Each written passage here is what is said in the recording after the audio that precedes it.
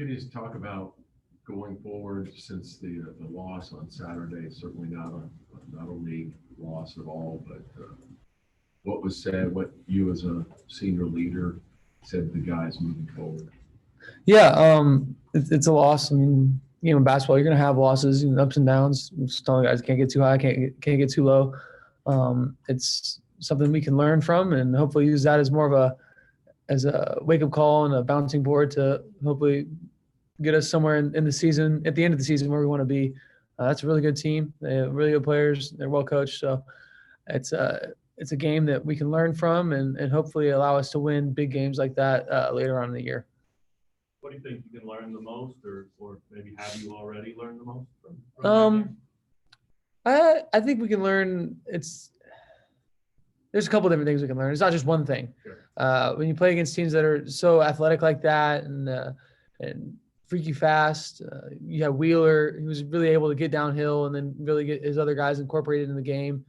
He got Brooks incorporated really well.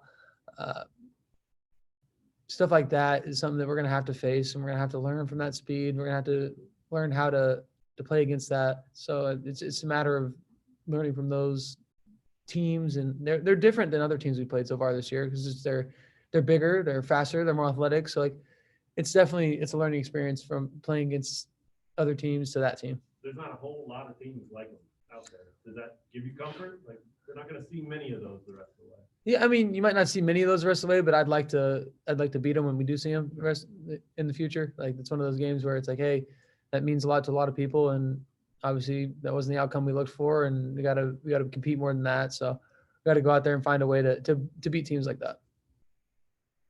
After the last loss in Lubbock, you guys seem to add a tough element to your game. I mean, do you see that coming off this loss? You go out there and yeah, I think it's a response to any loss. I mean, you get exposed in a certain way, and you want to shore up those deficiencies and play better, play harder. I think anytime you lose, that really gives you a wake up call, and it's a matter of how changing that wake up call is. And I think the team's ready to take a step forward and step up to the challenge. What can you guys learn from the first time you played Iowa State? They play a lot off of pinch post action. Brockington's probably the best mid-range pull-up shooter in the country. He makes tough guarded mid-range shots it's impressive. Yet their big guys are good. Their big guys are good. Their other guards are really good. They're super quick. They're able to shoot the ball. And then you got Tristan and guys like that can really impact the game athletically. So we gotta learn from our film, and we've been watching film, so we'll be able to learn from that and hopefully go up there even better prepared. The one shot obviously was the actual difference, but what do you think allowed you guys to come out on top in that first one? Quite frankly, I think there's a lot we could do more, or a lot we could do better. There's a lot of things that we can improve upon. We gotta when they catch the ball at that pinch post, we gotta take away their back doors and gotta take away the easy baskets they got out of that, and then if we can do that, I think it'll allow us to be in a better place. I know you won't see him a lot yourself, but what is the approach with Brockington and a guy like that? You got to lock into scouting report and take away that left hand pull up jumper. Sure. He's really a problem when it comes to shooting those mid ranges, and he got it off the post up, he got it off the dribble drive, pump fake and drive. Like there's a couple different things that he's able to do. And I think that if we can lock into that and really look into our scouting report, then hopefully that'll give us a better chance of guarding him. Has Coach stressed that the Kentucky game wasn't a league game, and he'd rather beat Iowa State than? I haven't talked about that a ton. Obviously, you want to win the games you play, and Kentucky's a game that means a lot, like I said, to a lot of people.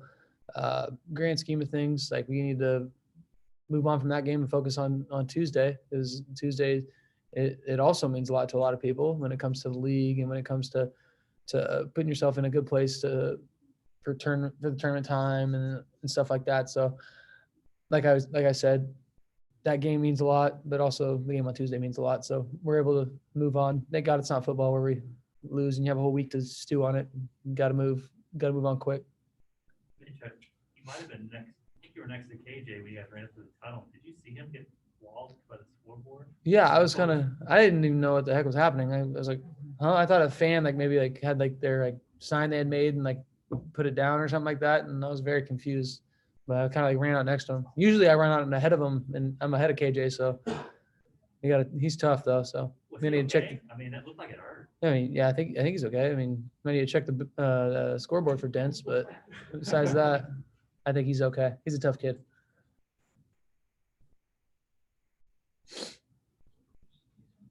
Anyone? All right, y'all. All right, Good, y'all. Mitch. Thanks, man. Thanks, Mitch. Have a great rest of your day. Too. Give you a-